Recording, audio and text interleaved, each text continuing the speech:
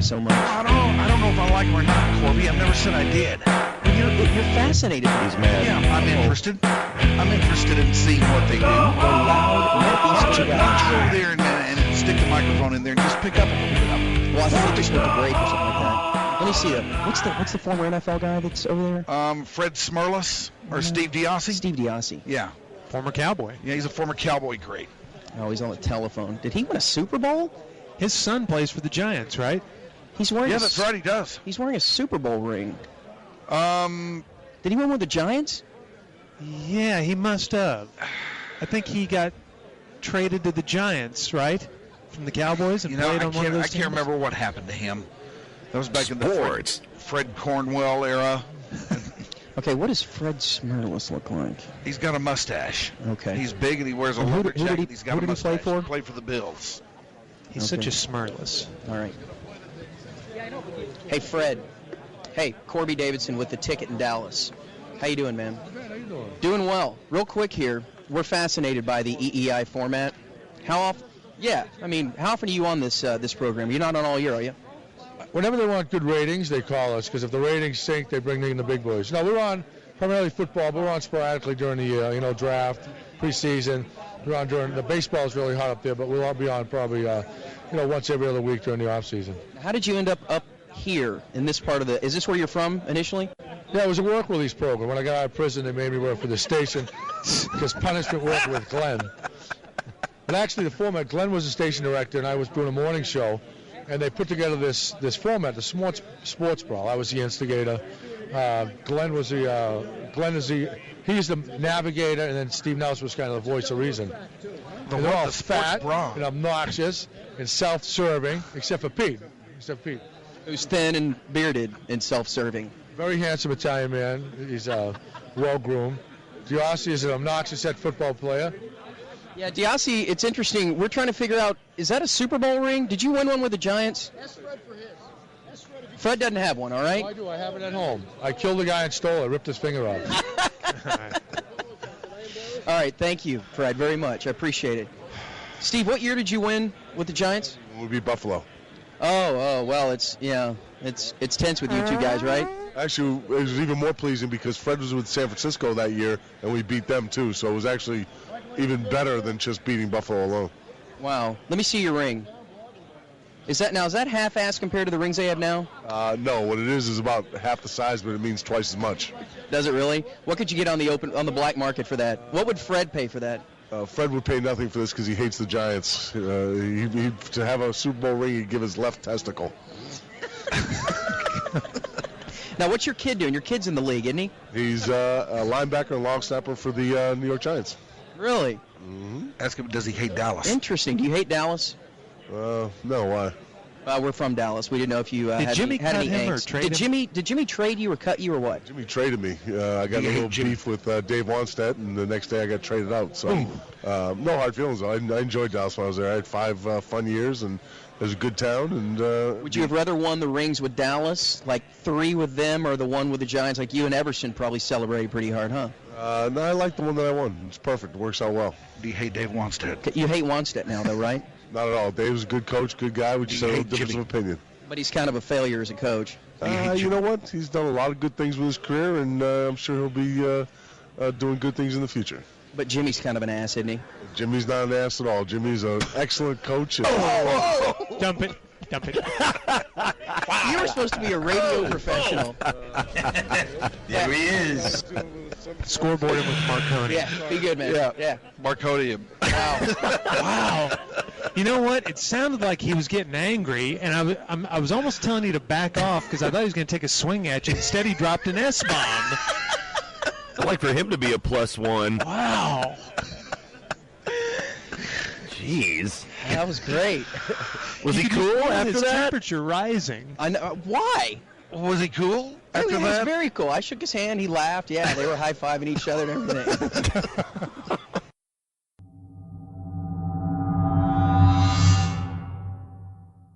Now, Channel 8 is doing something very interesting, I think, this week. And we're probably going to need some assistance from someone to punch up the Channel 8 website. Shouldn't you be prepared with this segment since you requested it? Well, I kind of am. Okay. I kind of am. A little bit. God. Half-ass? I think Danny's going to do it. Well, yeah. Half-ass. DallasNews.com. No, that's the morning news. That's not Channel 8. It's the same thing, same company. We'll direct you over there. Snake. Shut up, Corby. Well, they're having people log on to their website and vote for the worst, or I guess the most sensational or biggest or bestest or beefiest or bawdiest weather event in the history of our fair burg. And they're ranking them themselves, and they're giving us 5 to choose from. And the 5 are the 1957 tornado that hit Dallas. Oh, yeah. Yeah, I do remember that. Where did it hit? Where did it hit? It hit Oak Cliff. It hit Oak Cliff and wound its way down. It hit Oak Cliff and then headed for West Dallas. And when it got about to Singleton Boulevard, it started heading in toward town. And then when it headed toward town, it turned north and kind of went up the path which we know today is the tollway. Really? And then by the time it got to Botman Lake, it dissipated. Number 5. Did it Botman Lake. Something else close to your house? there. Close to your house where you lived at the time? I mean, did you have to go to the cellar or anything? No, I didn't have to go to the storm cellar or anything. Watery, farting, diarrhea. Botman Lake. Anyway, that's one. Another is the ice storm of 78. Oh, That's what the Cotton Bowl was played in, right? Right. The Joe Montana game. Right, the New Year's Eve ice storm of 78 and 79. That paralyzed this place for about 4 days. That was awesome. And then there was another one in 83. I don't remember that. I remember the one in 79 or 78 or whatever. What? Nothing. I just hate the fact you have to be a freaking member to read an online newspaper. Yeah? That drives me bananas. And then you have the Lancaster tornadoes of 94, the Mayfest hailstorm of 95, I think. In Fort Worth. And when the hail was coming down as big as softballs. And then the tornado a couple years ago. Yeah, the tornado, when was that, 02? No one, maybe 02, yeah. Or 2000, somewhere around there? Yeah, something like that. That's the one that knocked out the windows in that big tall building and stuff, destroyed right? that building, yeah. Mm-hmm. The Bank One Tower? Yeah. Where you and I were, we were the Bennigans in Mesquite. In Mesquite, yes. And I didn't know where to go because the thing was headed right toward Arlington. As a matter of fact, it tore a lot of Arlington up. Oh, yeah. I didn't know just came up here, didn't you? Came up here. Well, it was coming up 30, and my parents called from Arlington and said, look, take cover. And so for the first time in my life, I got in the tub. Nude. Totally? Oh, yeah. I've never done that. I've never totally nude out. No, but when I was a kid, if it rained and I was at my grandparents' house, right to the cellar. All right, now I know that you were not around for the 57 tornado. You were. Yeah, I was. Were you scared? No, I mean, I didn't realize what was going on until after it was over, and I was pretty much out of harm's way. But out of those events, Mike, which one do you remember the best, and which one do you think was the worst? I think the 78 ice storm was, because that thing was, don't you remember how it just paralyzed? It shut down everything for like days. Well, it was like, what, the 29th or 28th? Yeah. And then it rolled over into the new year. Oh, it totally destroyed New Year's Eve for everybody because nobody went out. Yeah, it came down on New Year's Eve. And, man, I was ready to go out that night and tear it up. Well, you couldn't. You couldn't even get out of your driveway. All right, which one would you vote for, Cobra, out of those 5 Man, I would things? say the tornado, the most recent one. In 2000? Yeah, that was a badass tornado. There were 2 of them. 3 of them. Well, it's just weird. Says 2. It's just weird when the tornado hits a downtown area. One made a direct hit on downtown Fort Worth, and the other blew through a residential section of South Arlington. Who are you going to believe? Third tornado wasn't. I'm going to believe the weather, man, not you. Hammer.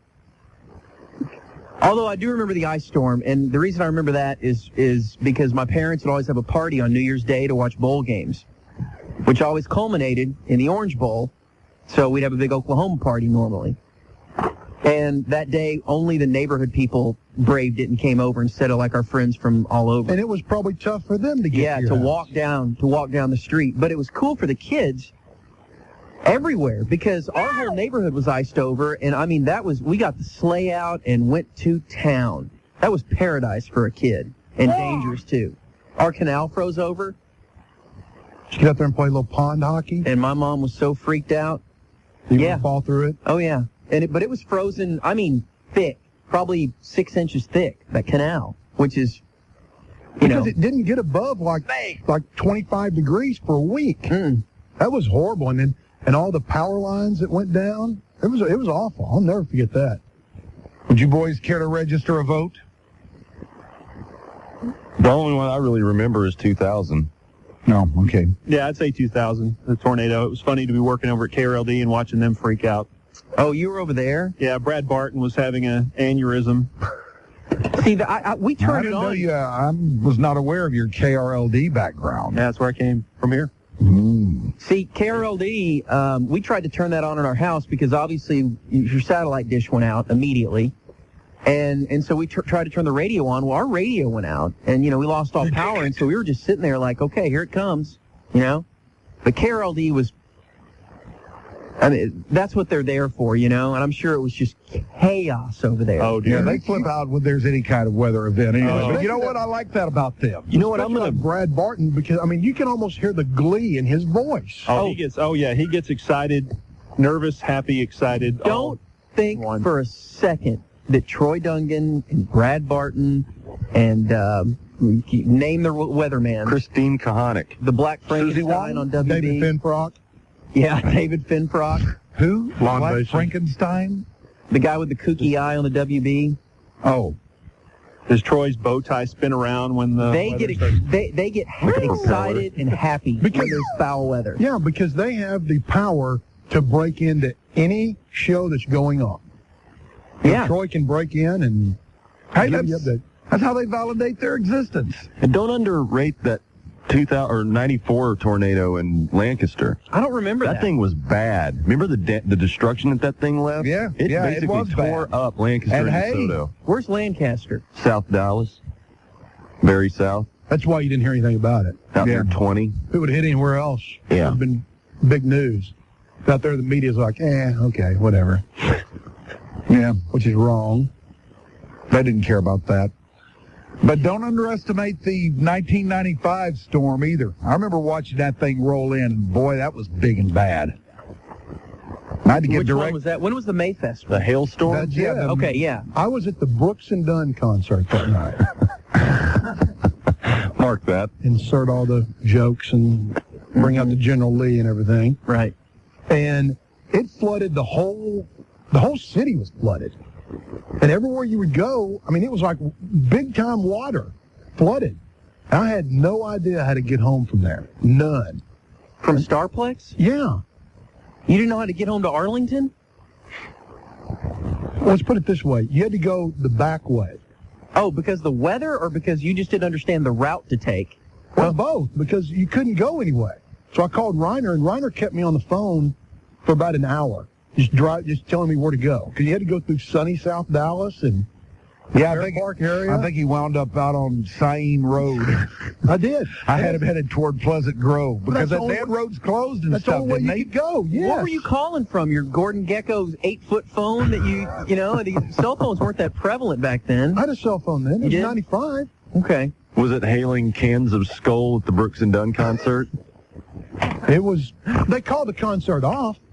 Oh, that's disappointing. That's not dedication. That was the one where they had, don't you remember, Rons, where they had the parking lot that, the water got so high that it swept cars away in the parking lot at Fair Park.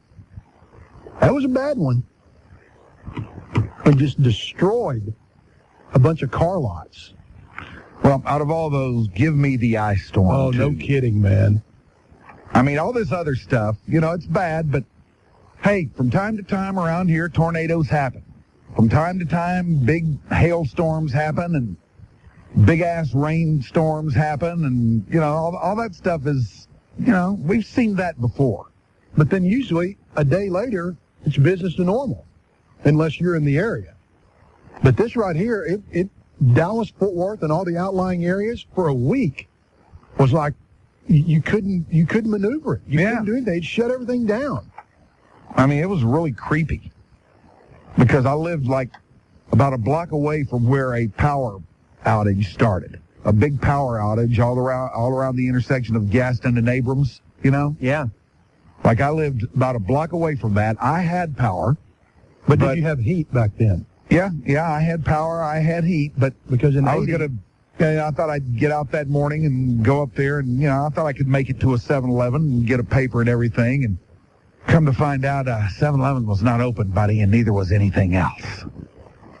And all the traffic lights were off, and it was like a ghost town. It was like a ghost town with icicles hanging off of everything. And not snow, ice. Oh, yeah. I mean, there wasn't any snow at all. No, this was not about snow. But oddly enough, in the infinite wisdom of Channel 8, and I guess of their viewers too, the ice storm got rated below all those other things. Really? Yeah. That was fifth? Yeah. What was number one? I don't know. They haven't done it yet. They haven't gotten there yet. Golly, boy, I can remember So that far, you've had the ice storm and the 57 tornado. Boy, an ice storm, that's in recent memory, and it was awful. I mean, there hadn't been anything like it since. No. I mean, there was a pretty bad one in 83. Now, nothing like this. But nothing like this. I've never seen anything like that since. All right, entertainment news is on the way. Time Magazine's ultimate give up on their Person of the Year and other stuff. Yep.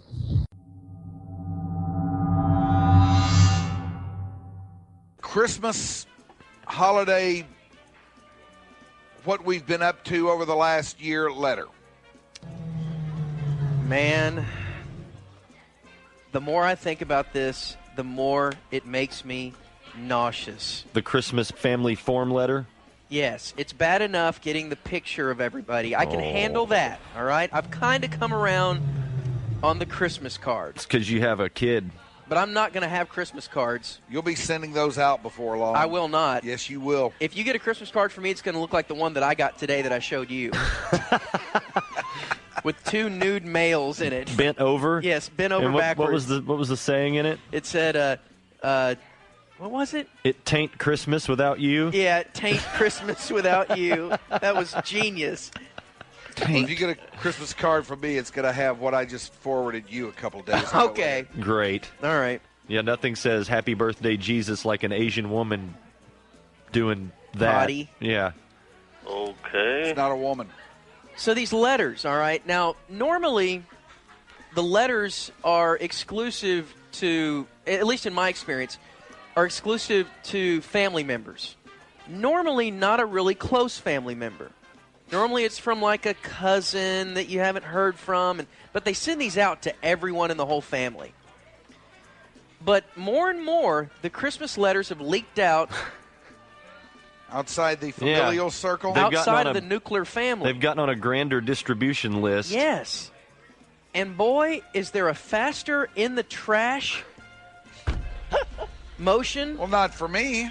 I mean, if those people care enough to send me one, then I'm going to read it. Let me tell you something. If I care enough about them, then you I'm know going to what's already been going know on. what's going on. Right. And if you're sending me a letter to inform me of what the hell's been going on in your life, then I probably don't give a damn. Not necessarily. Right, Snake? It may be somebody that you're not often in touch with. Well, if you're not often in touch with them, then you don't care about them. Right. To Nancy. No, that's... That's not necessarily true either. Man, I'm telling you, it is. There are a lot of people I care about that I don't stay in touch with. You don't care Susie about Wong? anyone. No, I do care about a lot of people. Who? Oscar Sturgis. Yeah, him. But I don't stay in touch with him. And I'll tell you that the worst part about these letters is that they're real campy. They are full of dad jokes. And they're long. And they are so long.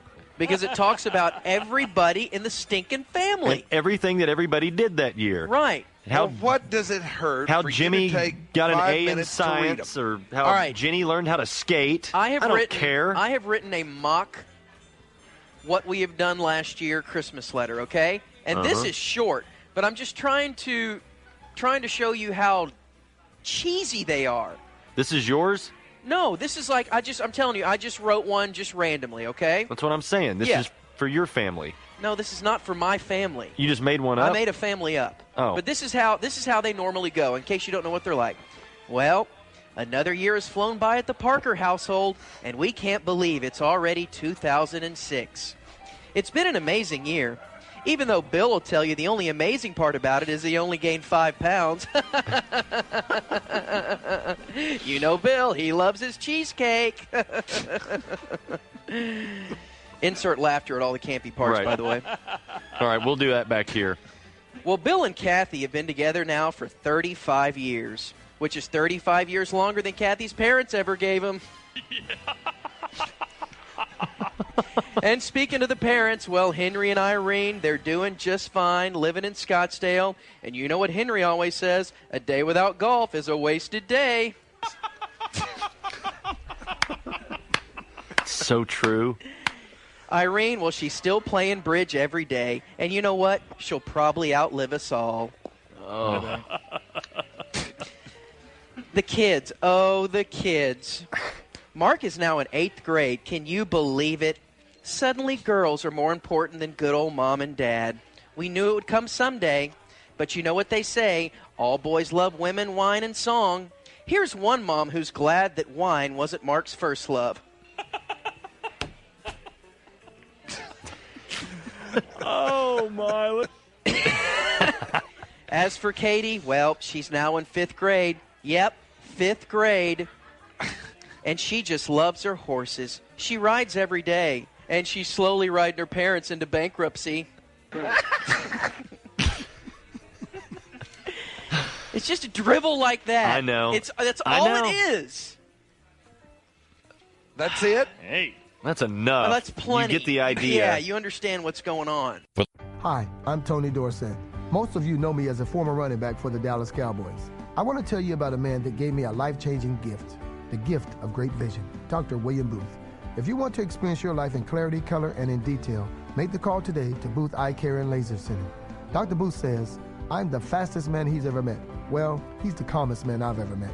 Talk about a perfectionist. It only takes a call to get the ball rolling for your great vision. 214-328-0444.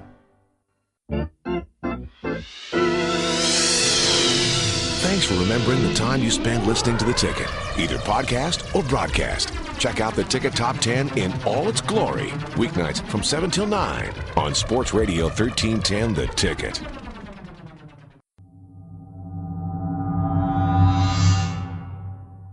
Today in my neighborhood, I went and took a jog before I came into work. And sometimes when I'm jogging in the neighborhood, I run into this lady who I've run with at the lake before, and so we'll hook up and run. Any hot bitches? Yeah, she's an attractive lady.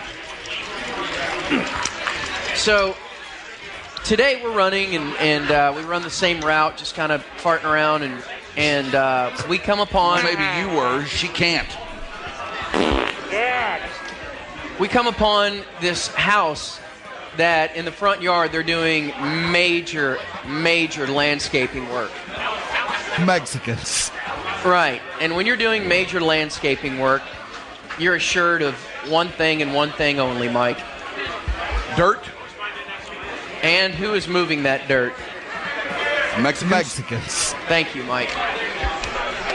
So we're running, and there's probably a crew of about 12 to 15 of them. Hey, I salute them for that, man. I know. They have their place in this world, and let's not any of us forget that. This is a major overhauling of a yard. Wow. So we're running, and we're about 2 houses away, and one guy I notice kind of turns around and looks up at us as we're running towards him. And then it's like he gave the signal. So as we're running by their house, all 15 of these guys are like, just kind of stop what they're doing, stand up, and just stare at this woman in silence. It's like some sort of zoo feature or something. And I'm like, can you guys not be a little bit more inconspicuous by leering at this woman? So it was like a yard full of Gregos. All right, the worst leer in the world, of course, is Grego. You're the worst, correct? Sure. He'll stare at a woman. Well, you gave that up pretty easy. He'll stare at her no matter when, where. I mean, you're just, you'll do it. But as a group, the Mexican, I guess, I've determined, is the absolute worst. So they're just staring at her. So we come back. It's like 2 miles later, we come back, and I'm like, okay, surely they won't do it again. Same thing. Stop dead in their tracks at what they're doing, put their shovels down, and just stare. And a couple of them are elbowing the other ones. And they're just leering at this poor lady. And I go, dudes, come on. Are any of them saying anything in English? No. Maybe they were looking at you. No, I know they weren't looking at me. I'm like, come, please. And they don't say anything. I'm like, can't you just show a little bit of class? I mean, when a good-looking woman comes by, every guy either looks at her out of the corner of his eye, or maybe she'll pass by and then he'll turn around and look at her. But the leering factor of the Mexican is out of control. Well, can you blame them? I mean, they're there having to do that manual labor. Yeah. And the only entertainment they get all day is from a radio playing Mexican music and a good-looking girl walking or jogging by. They don't have to listen to a donkey and an accordion coming out of their jam box all day, And that's the kind of music they got coming out of there. And they certainly don't have to leer that way. And I'm telling you, it's disturbing. What'd she say? And it's not like they're just staring at her head. It's up and down and up and down. They're just... Did it bother her? Yeah, it did. She's like, God, it's so disgusting. Now, the flip side of it is, of course, if they weren't, then she'd probably be offended.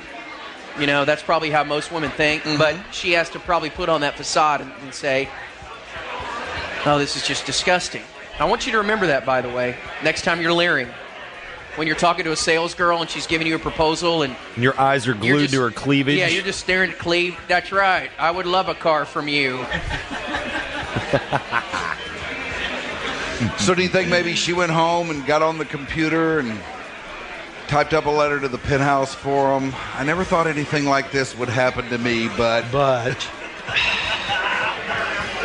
it's true. It's the Mexican is worse. The construction worker is second. It doesn't matter what color they all are. They love to leer. Mm-hmm. They're but they'll whistle and catcall. Yeah. Now, where does the iron worker fit into this? I've never been in a steel city before, Mike, to be honest with you. They're usually too high. What about the auto worker? What about him? Looks like an angry Hispano has just made his way to the table. Well, we can't hear you. We can't hear you, sir. Hang on, angry Mexican. You're about to get your ass kicked. We'd like to reiterate on this. Not everyone stares and leers. Every person that comes into Hooters has that particular quality of them. They do the same thing. We can't specify on a Hispanic or Mexican or construction worker. You got construction workers who are white come in here and stare the same way they do on the street. Yeah. But this is, you're supposed to here. That's what everywhere. This place is for. Everywhere. This is not here. This is everywhere. Are you when gay? You speak, please, with respect. Thank you. Okay. Thank you. You gay? Norm, leave him alone. He's not gay. Damn it! Wow. Just a brief rebuttal there. That's all. Fine. Hey, I don't mind rebuttal. That's fine. I'm just saying in general, and I'm generalizing, and I could be stereotyping as well, but the day laborer, Hispano male, will leer and make no bones about it, and it is a little bit creepy. And you know what? These girls that work in Hooters, they expect it.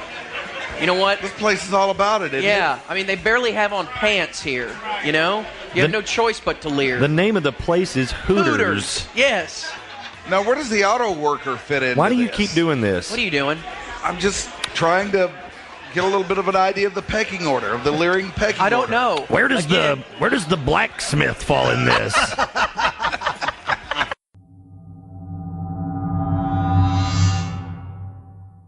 What is this? Hello down there. Hello. Who's this? It's Boxcar Is this the Willie. ghost of Boxcar Willie? Oh, it's a hardline. Hello, it's Boxcar Willie.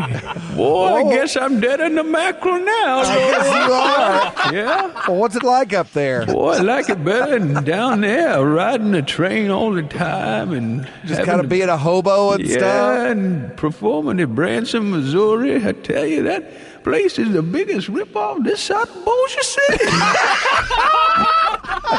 And I was greeted by the welcoming committee up here. They were very nice to me. Who did that consist of? Well, just one person. It was a movie star. Really? Yeah, Who? Rock Hudson came up and French kissed me right on the Oh, God. Yeah, how you doing, man? You're dead. Well, I'm up here in heaven, man. I'm talking to you from the great beyond, and I got to tell you something. And it's awful cold. It's cold, right? It's awful cold up here, man. I got a special favor to ask you, Hammer. But, What's that? But before I do, let me introduce somebody very very special to me, man. How you doing, man? This is my brother, Jesse Guerin. You might not remember him because he died when he was born. But now we've been reunited, man. And he talks just like you. Jesse has a lot of talent, man. And Oh man, I think, Big E, don't I say think- me like that, man. I think I didn't have time to develop my voice like you now did, be quiet, man. Be quiet, Jesse. Because I think if my brother had had a chance to live, he could have been as big as me in the world of rock and roll. There's no way, Big E. Would you No way, do man. a song with me, Jesse? Oh man, Elvis, you put me on the spot here, Come on, man. I'm Jesse, talking, now- talking to the hardline here, man. Do a song with me. I really don't want to embarrass myself. I listen to these guys all the time on 1700, man. Now, come on, Jesse, man. I mean, we ain't got much time, so let's all right, man. TCB. Let's take care of a song here. I'm sorry here, Big E. Come on now. I got to tell you, I'm real uncomfortable doing this, That's Jesse. okay. My Let's my rock voice and roll. ain't as good as yours, No, man. you're awesome, baby. We're caught in a trap. I can't walk out there, Elvis. No one's cooperating. Because I love you too much, baby. Now, which one of you guys has the Wisconsin accent? That's me, Jesse Guerin. You see, I got displaced when I died so young, and I got placed into the Wisconsin area of heaven, and I picked up the accent. Who is this? It's dead Frank Sinatra, baby. This is the ghost of Frank Sinatra? That's right, and I'm up here in this kooky thing we call heaven. I'm hearing some bad karma being thrown down over there at Maple and Oak Lawn about trifectas. Well, that's right. You started one, Frank. Don't tell me this crap about trifecta here. You're cheapening my death. You better cut it out before I send some wise guys down there to Dallas to break your knees and kill another Kennedy. I tell you, heaven's kooky, baby. You need to get up here sometime. If you could swing this way as opposed to going down below. It's great up here. It's always What's it like? a party. What's it like? Good time? It's always a party. Hey, it's a reunion of the Rat Pack. Sammy Davis Jr. has been prancing around here for 7 years, but one of his eyeballs has been up here for 30 years. It's kooky that way up here. Hey, speaking of Sammy, here he comes. Hey, babe, how are those Sammy. earthly cats doing? Talking to the hardline down here. Hey, Sammy, quick question for you. Who can sell diamond talk? The Candy Man can. That's right, baby. Who's this? It's Will, man. Will Chamberlain? Yeah. Are you Will calling us Chamberlain? What's up? Where are you calling us from? You're dead. I'm in heaven, baby. You're in heaven. What's up? Well, not much. Tell us. What's going on? I'm scared to ask you what's up. Damn, baby, it's cold up here. Which Will don't mind, you know, because all the women's got their headlights on. Oh, Will's learning to read Braille, man. What's up, man? I wish Warren Beatty and Tommy Lee would freaking kick it. We can turn this 3-bedroom apartment into a penetration station. Hey, Hammer, man, do me a favor. What's that, Wilt? Anything for the great Wilt Chamberlain. I want you to call that corner man in L.A. and tell him I didn't die of no heart attack.